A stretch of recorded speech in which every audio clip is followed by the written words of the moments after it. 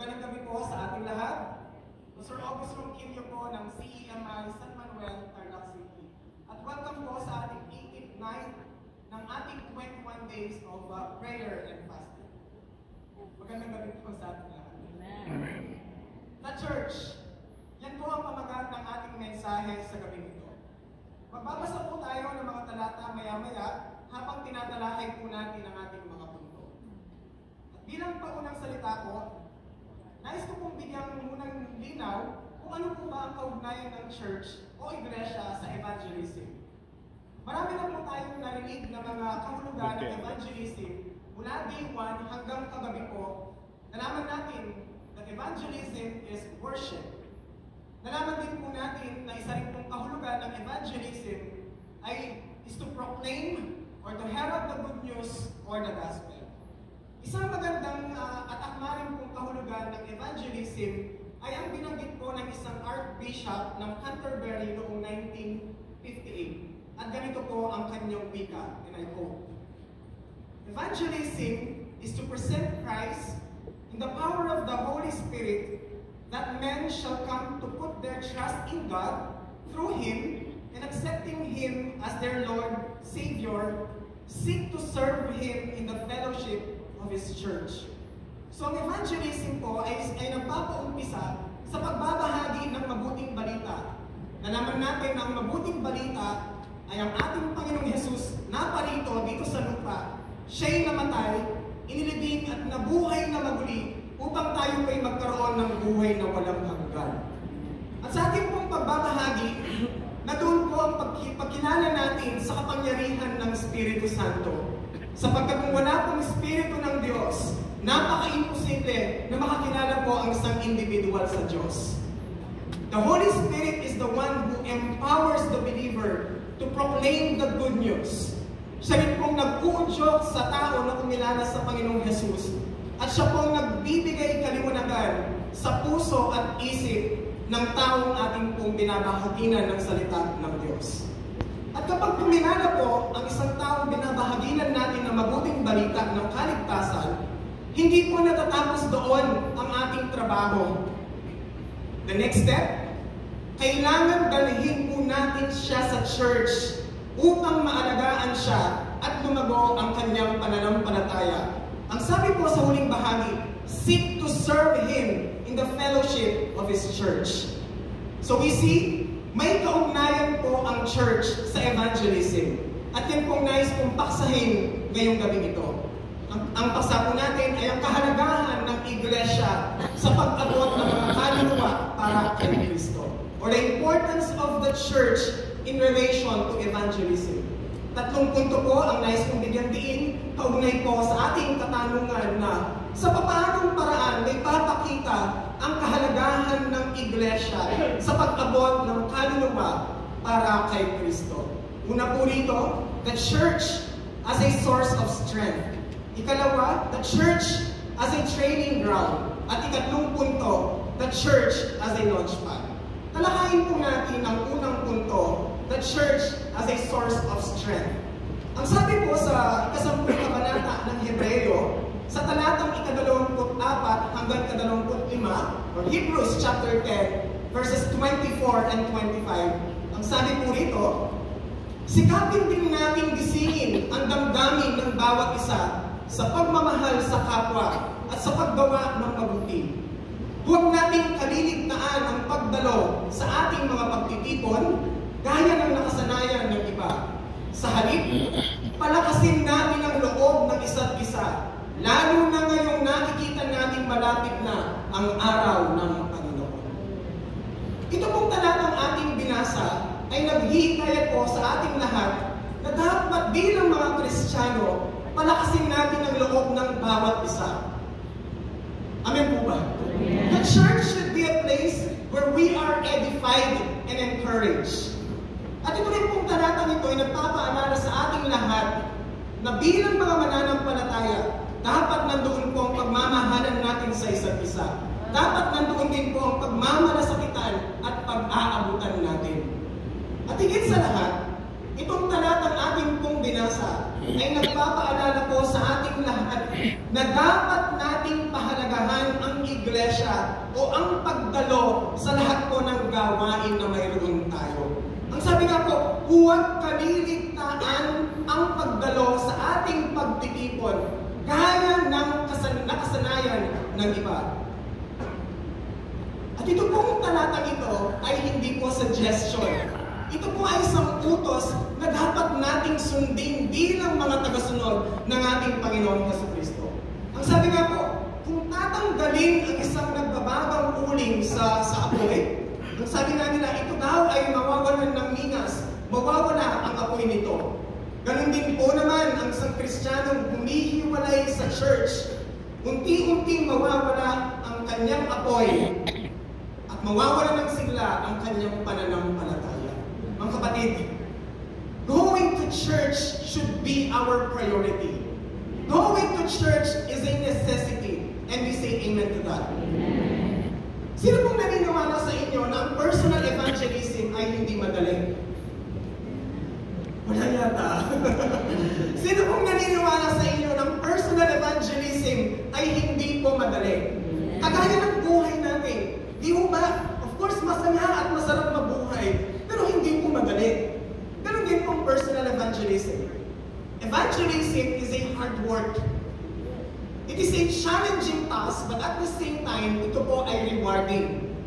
At bilang mga mananampalataya, tayo po ay nangangailangan ng lakas para magampanan ang tungkulin iniatang ng Diyos sa atin. God's work requires God's power and anointing.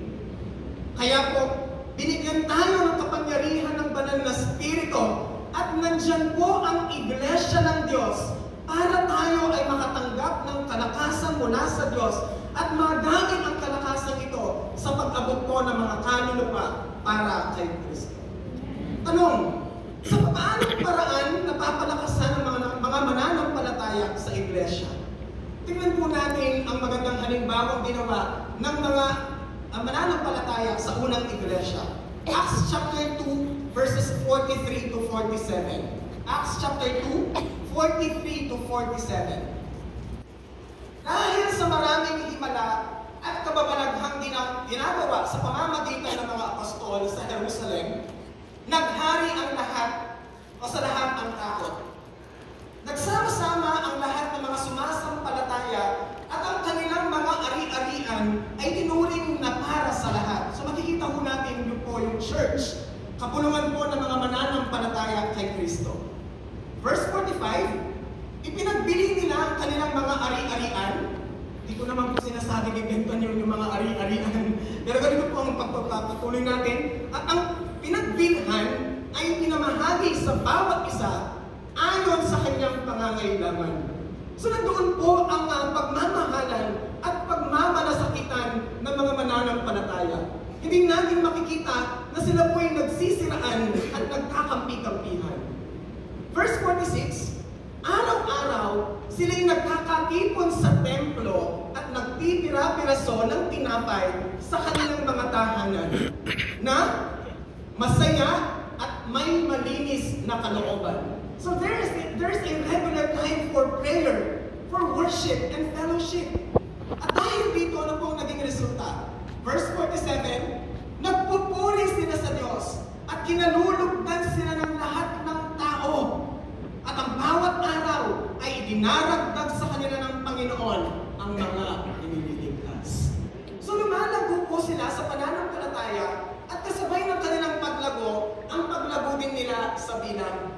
Mga kapatid at mga magulang, we need the church for us to become effective soul winners. Bakit?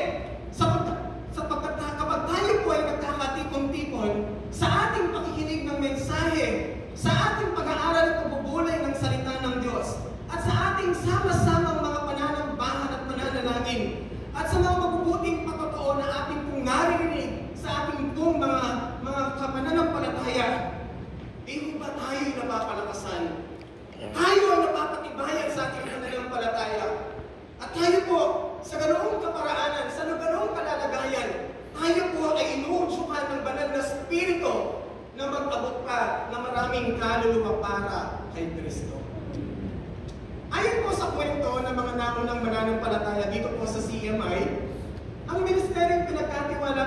Diyos kay Bishop Jesse Candelaria. Doon pa po mula sa Lourdes Church, napunta sa Pelota Court, doon po sa Villa Angela, at hanggang ngayon dito po sa CMI Villa Dolores.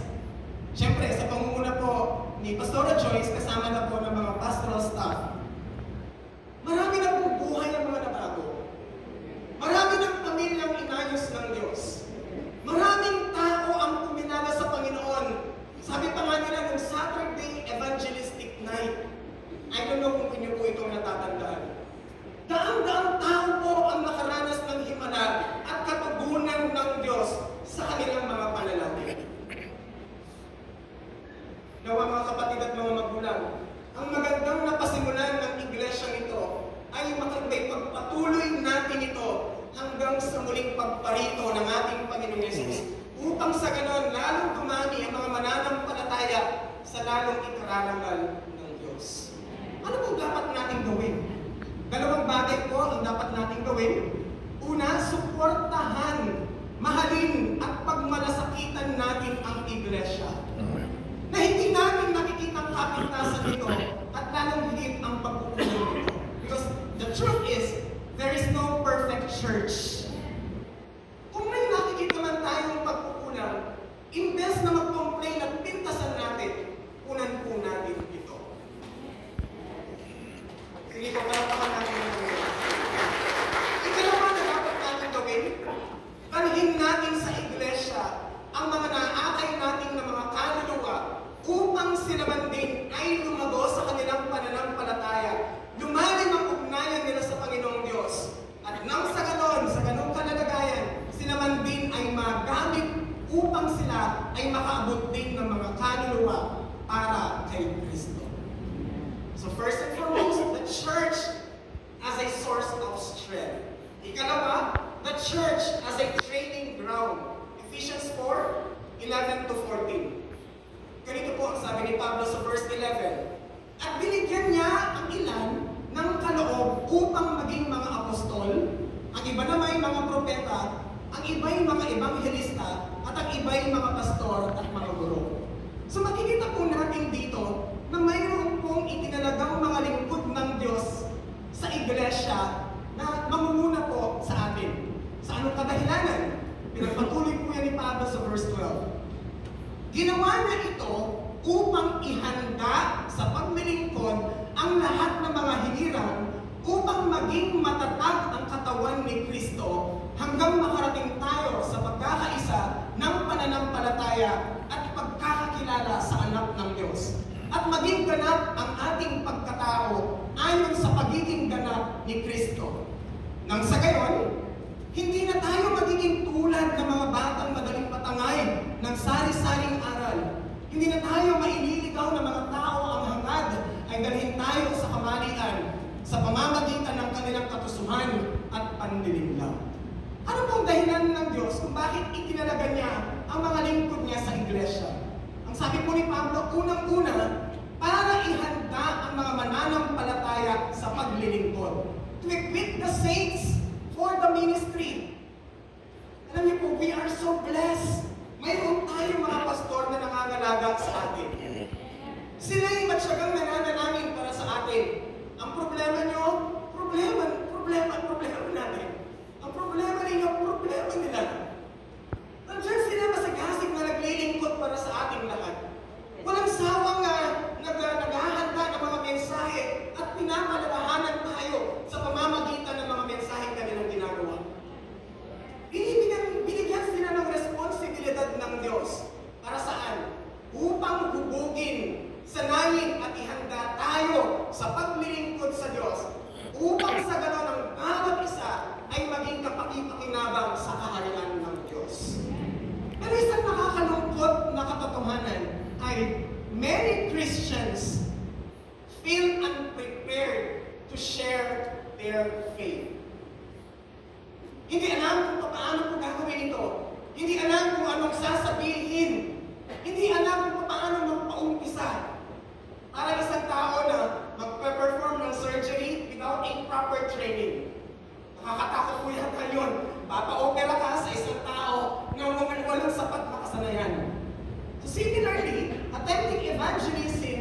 without preparation can lead to confusion. Subalit purihin ng Diyos sa iglesia, because the church provides teaching, discipleship, and resources to help us effectively communicate the gospel of Christ. Tayo po ay hinuhubog, tayo ay nihahanda para makapaglingkod sa Diyos. We are equipped to serve God and the church. And we say Amen. Amen. Ikalawa, bakit nandiyan po mga lingkod ng Diyos? Upang tayo, ang bawat sa atin, ay maging matatag sa ating pananampalataya. Sabi nga po, to edify believers and be Christ-like. Isa po sa kagalakan ng mga pastor ay makita ang mga tupa na lumalabog sa kanilang pananampalataya. Lumalalim ang kanilang relasyon sa Diyos. Patuloy na nababago ang kanilang mga buhay at nagiging kawanis ang ating Panginoong Yesu Cristo. And the church helps us refine our lives and be like Christ. Kaya po mga kapatid at mga magulang, mahalaga na dapat tayong regular na dumadalo sa mga gawain at sa mga pagtitipon natin. And of course, kailangan nandoon ang katapatan natin sa iglesia. Bakit? Sapagkat hindi po lalago ang isang Kristiyanong palipat-lipat ng church na dinadaluhan. Napaka-imposible po, it is very impossible for the church hoppers to grow in their faith and be like Christ. Imposibleng lalago ang isang Kristiyano na palukso-lukso ng iglesia na dinadaluhan. Kaya mga kapatid, hindi kaya ito pang bawat isa na maging tapat tayo sa ating iglesia. Ikatlo, upang ihanda tayo na hindi matangay sa mga maling aral. In other words, to become mature, a mature believer. Alam niyo po sa panahon natin ngayon, napakahirap alamin kung ano po ba ang original or fake or class A. Ito man po ay bag, ito man ay damit, or sapatos. Maraming mga imitations na mukhang totoo, pero kapag tinignan mo, hindi pala legit ang sabi ng mga kabataan.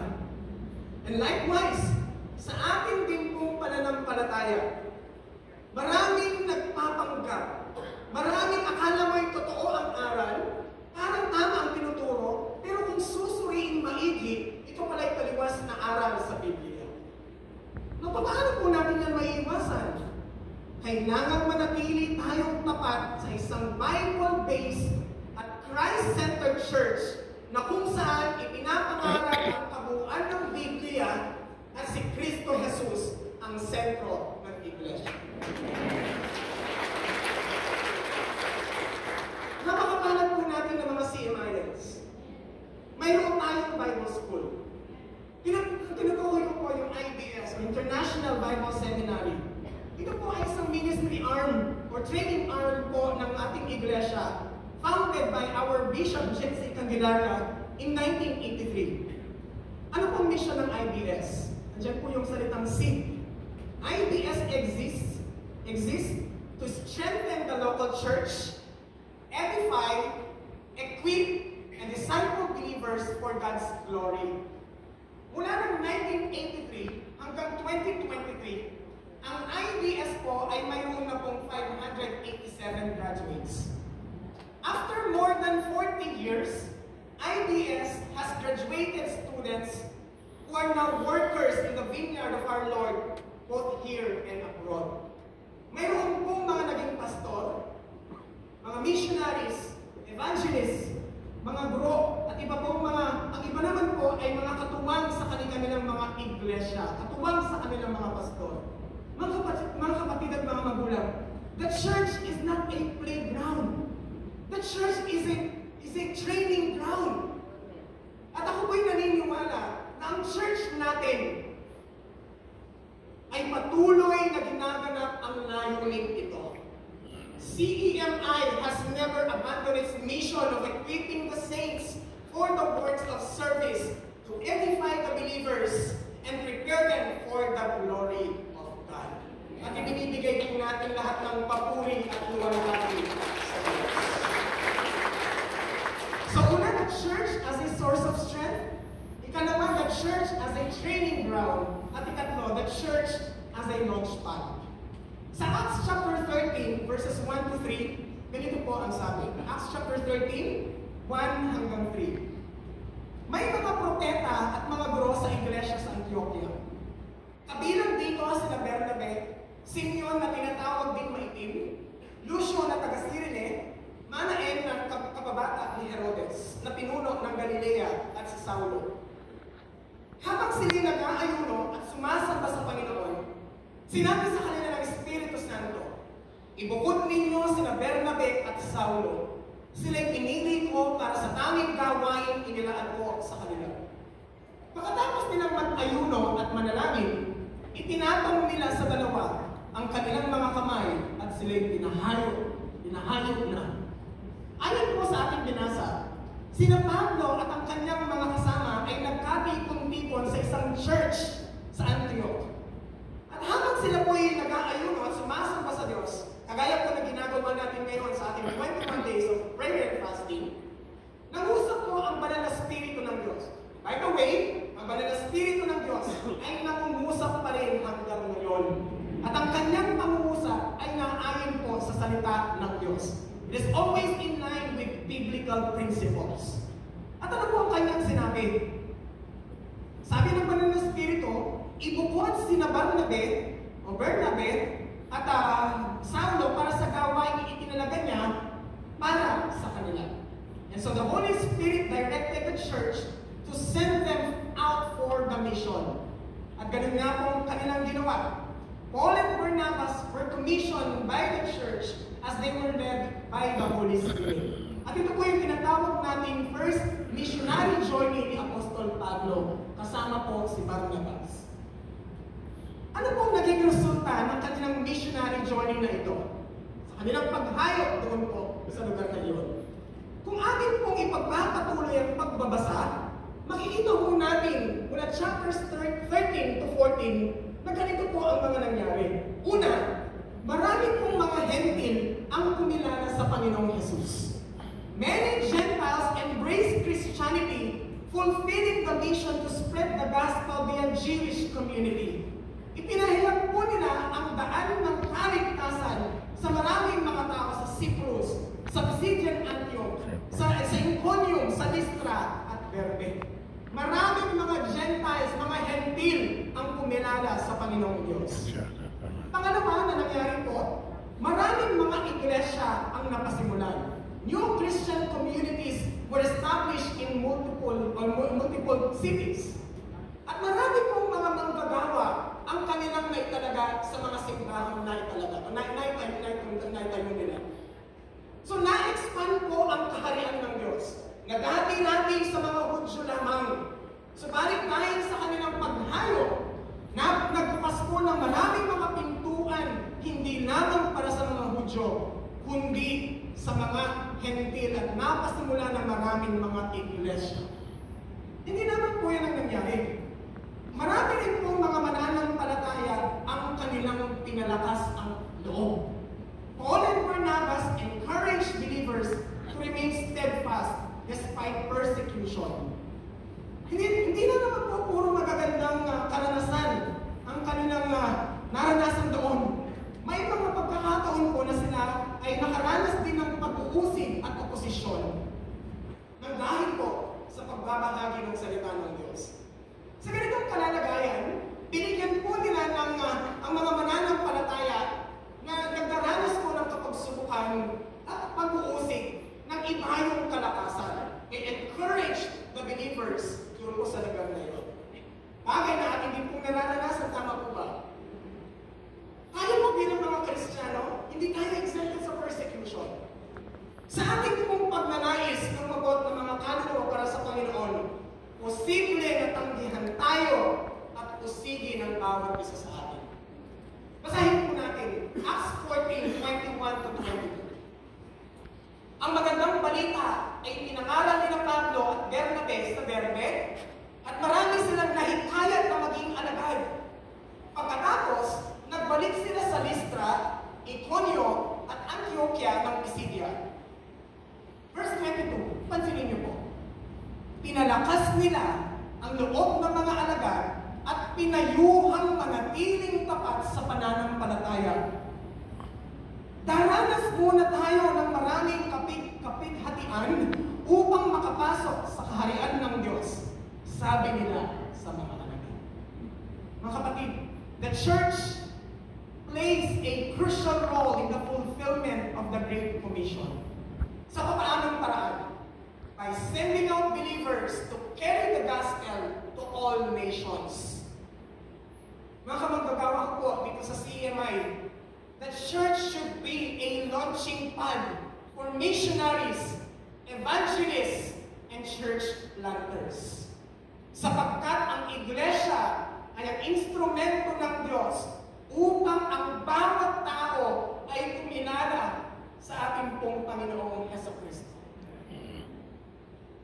Ako po'y naging parte ng CMI noong 2014. And looking back, talagang namamangha tayo sa ginawa ng Diyos sa ating pong church. Tama po ba? At patuloy na namamangha tayo sa ginagawa ng Diyos sa ating pong kalagitnaan. At ang church po natin, mayroon pong pagpapahalaga sa vision. Amen po ba? Ang katunayan, tayo po ay may local missions na sinusuportahan po ang mga branch churches. And of course, mayroon din po tayong foreign missions. Alam natin kung paano po nagpasimula ang iglesia ito. Ang church natin, humble beginnings, ika nga po. Mula sa pagrerenta ng lugar para po mairaos ang gawain, hanggang sa makahanap ng lupa dito po sa Villa Dolores. At sa pagtatayo ng church building, nagbayanihan po marami sa atin. May nagbigay po ng hollow blocks, may nagbigay po ng semento, at may nagbigay ng mga materyales para maitayo ang building na meron tayo ngayon.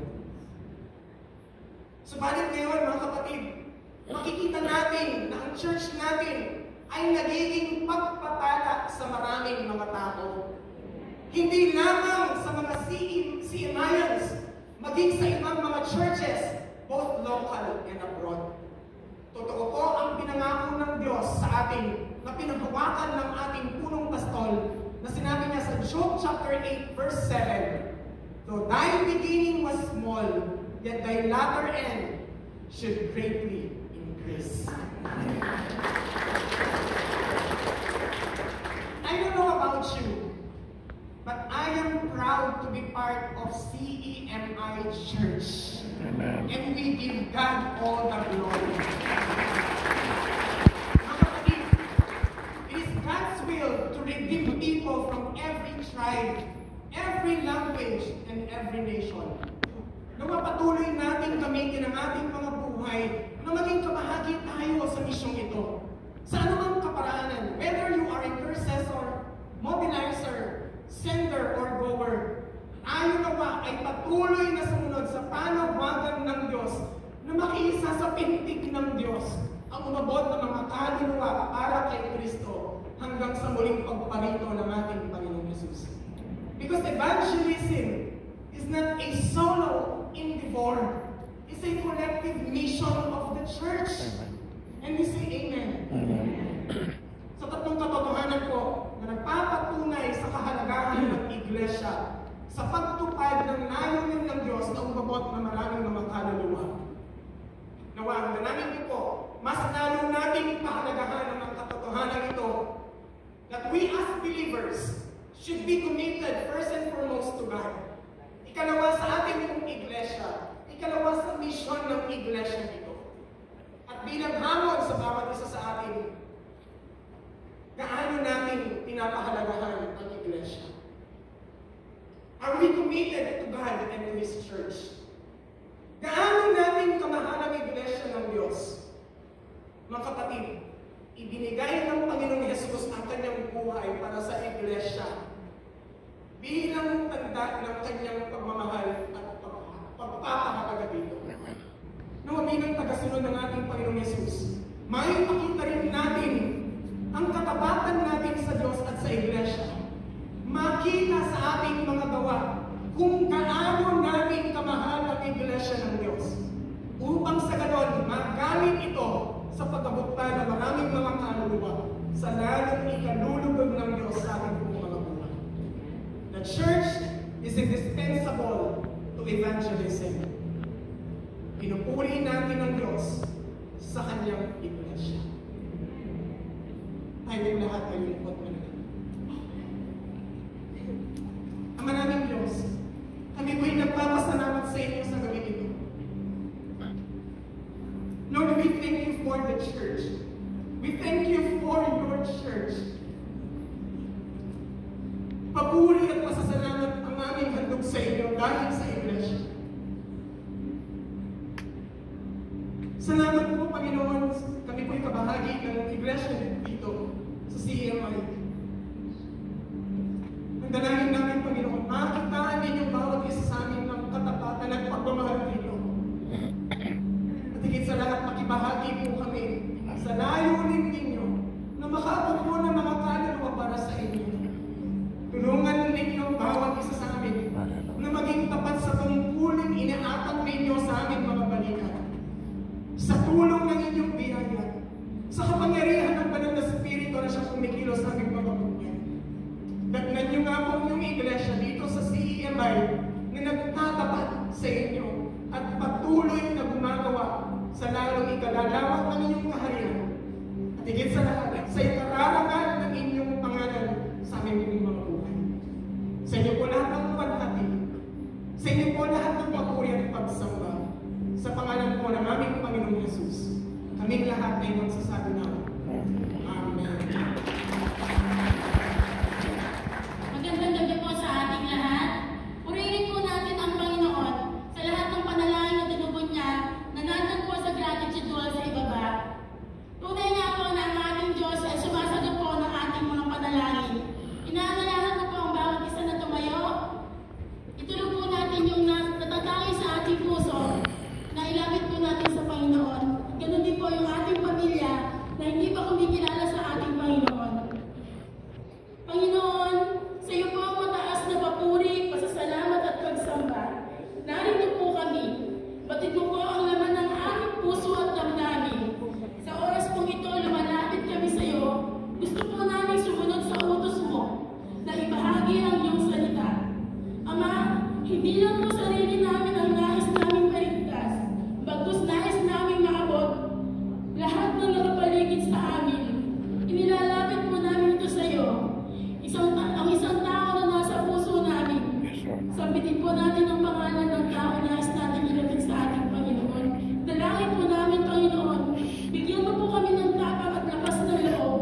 Tulungan nawa kami ng iyong banal na Espiritu na siyang gagabay at magtuturo sa amin ng mga dapat namin gawin at sabihin sa bawat tao na aming kakausapin at babahaginan ng iyong banal na salita. Ama, dalangin po namin sa aming pagbabahagi ng inyong mga salita sa tao ito. Nahipuin mo po ang kanyang puso, palampatin mo po ito at ang kanyang isipan, Panginoon, upang tanggapin kanya na sarili ng Diyos at tagapagligtas. Gabayan mo po kami at bigyan ng karunungan, lakas ng loob para maibahagi namin sa tao ito kung gaano mo siya kamahal at kung gaano pa kabuti upang maranasan niya ang iyong kapag at biyaya. Ama, salamat, kumilos ka nga po sa kanyang buhay. Sa iyo po namin siya pinagkakatiwala at lubos po ang aming pagtitiwala na sa tamang panahon mo, Panginoon. Namin ay, ng tao ito, Panginoon, ay makakasama namin magpuri at sumamba sa iyo. Nilalapit din po namin, Panginoon, ang aming mga pamilya na hindi pa kumikilala sa iyo, Panginoon. Alam po namin, Panginoon, na ikaw ang aming Diyos na sumasagot ng aming mga panalangin, Lord. Nilalapit po namin sa iyo ang aming pamilya, Panginoon, ang aming mga kaibigan, ang aming mga kamag-anak, ang aming mga kaklase, ang aming mga kapitbahay, ang aming mga teacher, Panginoon, ang aming mga kasama sa trabaho, Panginoon. Lord, salamat sa iyong kadakilaan. Kumilos ka nga po sa buhay ng bawat isa. Ikaw nga po ang maghari sa kanila. Dalangin po namin ay handa mo po sila sa kanilang pagtanggap sa iyo. Pagpalain mo po kami at gamitin para kapaghatid po kami ng pag-asa, liwanag, kagalakan, kapayapaan